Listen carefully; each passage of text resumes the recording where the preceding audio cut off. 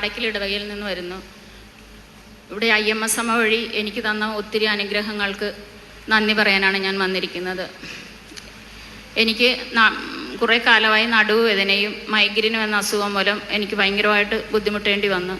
പരിശുദ്ധ അമ്മയുടെ പ്രാർത്ഥിച്ചതിൻ്റെ ഫലമായി അവ നല്ലതുപോലെ കുറയുകയും എനിക്ക് താഴെ ഇരിക്കാനും എല്ലാ ദിവസവും പള്ളിയിൽ പോകാനുള്ള അവസരം തന്നനുഗ്രഹിച്ചു.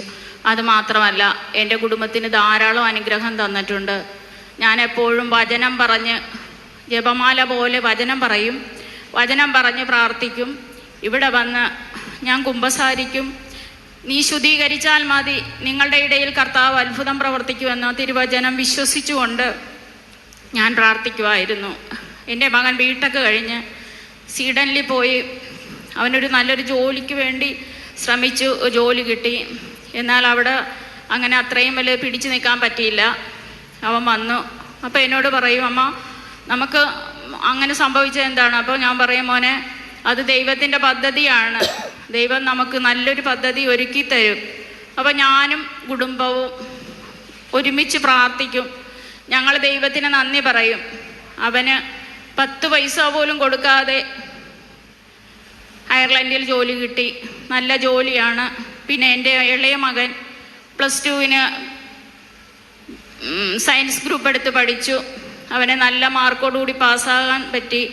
അവനിപ്പോൾ BSc നഴ്സിംഗിന് അഡ്മിഷൻ കിട്ടി. എൻ്റെ ജീവിത പങ്കാളിക്ക് തൊഴിൽ മേഖലയിൽ ഇച്ചിരി പ്രശ്നങ്ങളൊക്കെ ഉണ്ടായിരുന്നു. ഞങ്ങൾ ഒരുമിച്ച് പ്രാർത്ഥിച്ചു. ഞങ്ങൾക്ക് എല്ലാ കാര്യങ്ങൾക്കും ദൈവം വിജയം തന്നു. ഇവിടെ വന്ന് ഞാൻ ആരാധന സമർപ്പിക്കും, ആരാധനയ്ക്ക് പൈസ കൊടുത്ത് പ്രാർത്ഥിക്കും. അവിടുന്ന് ആരാധന, വിശുദ്ധ കുർബാന, കുമ്പസാരം ഇവയാണ് എൻ്റെ സർവമാർഗത്തിൻ്റെയും തെളിവ്.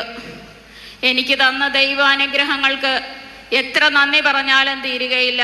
അതിനും വീണ്ടും അനുഗ്രഹം എൻ്റെ ജീവിതത്തിൽ ഈശോ ചൊരിഞ്ഞ് അവയ്ക്ക് പരിശുദ്ധ അമ്മയ്ക്കും ഈശോയ്ക്കും കോടാനകോടി നന്ദി. ഏശയ്യായുടെ പുസ്തകം 41:10 ഭയപ്പെടേണ്ട, ഞാൻ നിന്നോട് കൂടെയുണ്ട്. സംഭ്രമിക്കേണ്ട, ഞാനാണ് നിന്റെ ദൈവം. ഞാൻ നിന്നെ ശക്തിപ്പെടുത്തുകയും സഹായിക്കുകയും ചെയ്യും.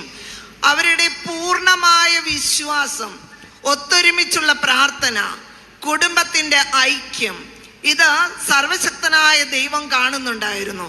അവരുടെ അവശ്യ സമയങ്ങളിൽ അവിടുന്ന് കരം പിടിച്ച് അവരെ ഉയർത്തി. അതുപോലെ നമ്മുടെ ജീവിതത്തിലെ പ്രശ്നങ്ങൾക്കും പരിഹാരം കണ്ടെത്തുവാൻ ഒത്തൊരുമയോടെ പ്രാർത്ഥിക്കുവാനുള്ള ശക്തിക്ക് വേണ്ടി പ്രാർത്ഥിച്ചുകൊണ്ടും ആ കുടുംബത്തിന് ലഭിച്ച വലിയ അനുഗ്രഹങ്ങളെ ഓർത്ത് നന്ദി പറഞ്ഞുകൊണ്ട് നമുക്ക് സ്തുതിക്കാം. യേശുവേ നന്ദി, യേശുവേ നന്ദി. Hallelujah, hallelujah.